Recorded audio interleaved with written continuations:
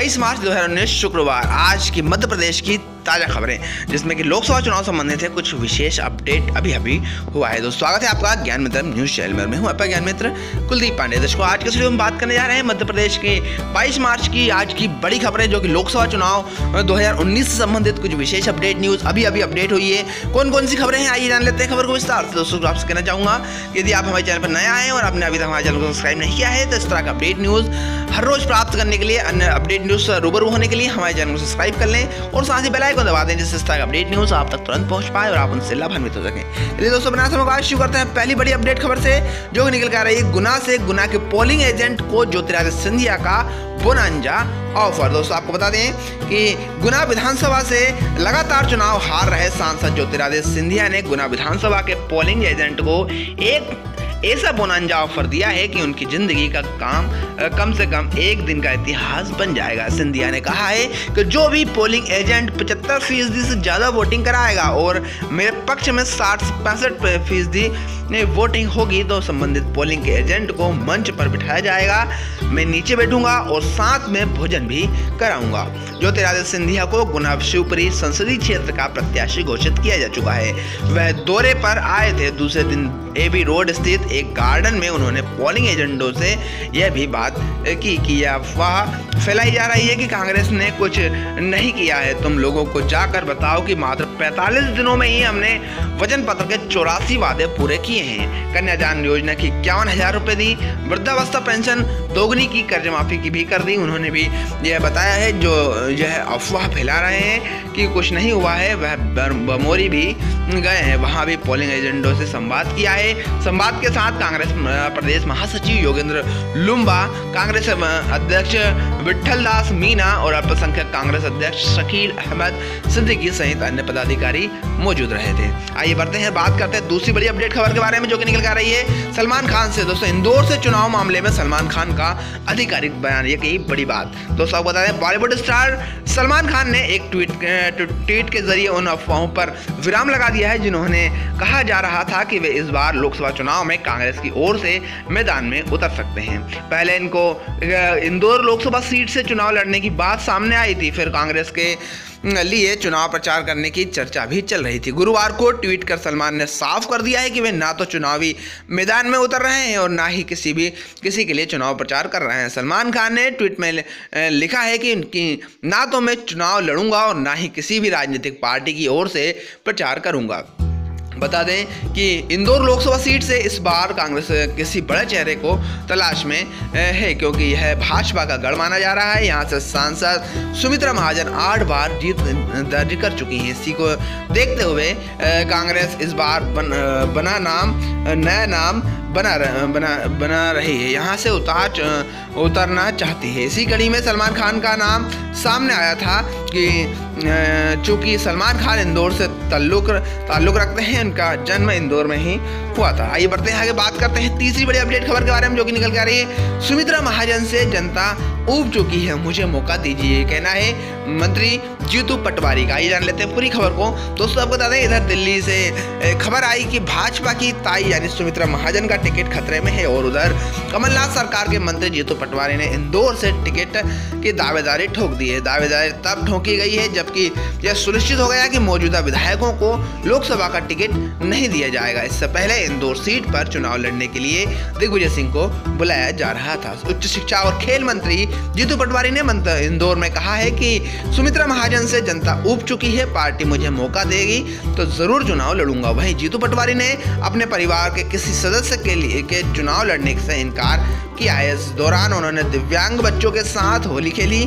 बता दें कि मध्य प्रदेश की कई हाई प्रोफाइल सीटें ऐसी हैं जो कांग्रेस के लिए बड़ी चुनौतियां बनी हुई हैं और उसे बड़े उम्मीदवार तक नहीं मिल रहे हैं। इंदौर भी ऐसी ही एक सीट है। इस सीट से के लिए कांग्रेस के कई दावेदारों के नाम सामने आ चुके हैं। इसमें दिग्विजय सिंह का भी नाम शामिल है। इंदौर लोकसभा सीट से सुमित्रा महाजन लगातार 8 बार से सांसद हैं। पिछले दिनों उन्होंने खुद कांग्रेस पार्टी को उनके खिलाफ बेहतर उम्मीदवार खोजने की सलाह दी थी। उन्होंने कहा है कि अच्छा उम्मीदवार लड़े तो उन्हें भी आनंद आएगा, इसलिए कांग्रेस पार्टी बेहतर उम्मीदवार वहां के लिए ढूंढ ले। आइए बढ़ते हैं आगे। बात करते हैं चौथी बड़ी अपडेट खबर के बारे में, जो कि अभी अपडेट हुई है। बीजेपी की पहले लिस्ट से एमपी बाहर इन सीटों पर सस्पेंड कर सकते हैं टिकट। दोस्तों आपको बता दें कि बीजेपी की पहली लिस्ट जारी हो चुकी है, लेकिन उन 184 नामों में से एक भी नाम मध्य प्रदेश की एक भी सीट से नहीं है। अभी मध्य प्रदेश की सीटों पर कयास लगाए जा रहे हैं और इन सीटों के इन सांसदों के कट सकते हैं टिकट। आई कौन कौन से सांसद हैं, कौन कौन से हैं, आइए जान लेते हैं पूरी खबर को विस्तार से। दोस्तों भारतीय जनता पार्टी ने लोकसभा चुनाव के मद्देनजर उम्मीदवारों की पहली लिस्ट जारी कर दी है। इसमें 20 राज्यों के 184 उम्मीदवारों के नामों का ऐलान किया गया है। दिन भर इस बात के कयास लगाए जा रहे थे कि मध्य प्रदेश की 6 सीटों पर उम्मीदवार की घोषणा किए जा सकते हैं, लेकिन पहले लिस्ट में एमपी को शामिल नहीं किया गया है। वहीं मध्य प्रदेश के पड़ोसी राज्य छत्तीसगढ़ की 9 में से 5 सीटों पर प्रत्याशियों की घोषणा की गई है। दरअसल इस बात के कयास लगाए जा रहे हैं कि मध्य प्रदेश की हाई प्रोफाइल सीटों पर उम्मीदवारों का ऐलान किया जा सकता है, जैसे इंदौर, भोपाल, जबलपुर, ग्वालियर सीटों पर बीजेपी की ओर से उम्मीद थी कि इन पर उम्मीदवार तय माने जा रहे हैं। भोपाल भाजपा का गढ़ है, वहीं प्रदेश अध्यक्ष और जबलपुर सांसद राकेश सिंह का भी नाम तय माना जा रहा था। वहीं विदिशा से शिवराज सिंह चौहान का टिकट मिलने के अनुमान जताए जा रहे थे। इनके टिकट कटने की संभावना है। कौन कौन सी लोकसभा सीटें हैं जिनसे टिकट कट सकते हैं, एक बार जान लेते हैं एक नज़र में। दोस्तों भिंड सांसद डॉक्टर भागीरथ प्रसाद और सागर से सांसद लक्ष्मी नारायण यादव, शहडोल से सांसद ज्ञान सिंह और बालाघाट सांसद बोध सिंह भगत, बैतूल से सांसद ज्योति धुर्वे, खरगोन से सांसद सुभाष पटेल, धार सांसद सावित्री ठाकुर, मंदसौर से सांसद सुधीर गुप्ता, भोपाल सांसद आलोक संजर, राजगढ़ सांसद रोडमल नागर, होशंगाबाद सांसद राव उदय प्रताप सिंह, देवास से सांसद मनोहर ऊंटवाल विधायक बन चुके हैं और इनके साथ खजुराहो से सांसद नागेंद्र सिंह विधायक बन चुके हैं और विदिशा सांसद सुषमा स्वराज चुनाव लड़ने से इन्होंने मना कर दिया है। तो इन सांसदों का टिकट कट सकते हैं, इनके टिकट खतरे में है। अब देखना ये होगा कि कौन कौन सी सीट पर कौन कौन से नए चेहरे को उतारती है भाजपा। जैसी कोई लिस्ट आती है हम आपको अपडेट सबसे पहले करेंगे। आइए बढ़ते हैं आगे, बात कर लेते हैं 5वीं और अंतिम बड़ी खबर के बारे में, जो कि निकल गए सट्टा बाजार से। दोस्तों आपको बता दें 5वीं बड़ी खबर है, लोकसभा चुनाव सट्टा बाजार का अनुमानित फिर बनेगी मोदी सरकार, एमपी में मिलेगी इतनी सीटें। आइए जान लेते हैं खबर को विस्तार से। दोस्तों आपको बता दें कि विधानसभा चुनाव के बाद अब लोकसभा चुनाव से पहले एक बार फिर सट्टा बाजार सक्रिय हो गया है। मध्य प्रदेश के सट्टा बाजार की माने तो इस बार फिर लोकसभा चुनाव में मोदी सरकार बनने की संभावना है। बीजेपी को सट्टा बाजार के अनुसार 246 सीटें मिलती दिखाई दे रही है। यह भी अनुमान लगाया जा रहा है कि भारतीय जनता पार्टी अर्थात बीजेपी को 246 में से 249 सीटें 246 से 249 सीटें मिल सकती हैं। वहीं कांग्रेस को 76 में से 78 सीटें मिलने का अनुमान जताया जा रहा है। दर्शकों दरअसल विधानसभा चुनाव के से समय भी मध्य प्रदेश के सट्टा बाजार ने कांग्रेस को 116 सीटें मिलने का अनुमान जताया था और बीजेपी को 102 सीटें से अधिक की संभावना जताई थी। अब लोकसभा चुनाव में भी सट्टा बाजार ने अपने आंकड़े जारी किए हैं, लेकिन अब आम चुनाव और विधानसभा चुनाव में बहुत बड़ा अंतर होता है। अब पार्टियों की ओर से उम्मीदवारों की लिस्ट भी जारी नहीं की गई थी। बीजेपी ने गुरुवार को पहली लिस्ट जारी कर 184 उम्मीदवारों का ऐलान किया है, लेकिन कांग्रेस और दूसरे दल अभी भी अपने उम्मीदवारों पर मंथन कर रहे हैं। ऐसे में अभी इससे अनुमान लगाना जानकारों के मुताबिक ठीक नहीं है।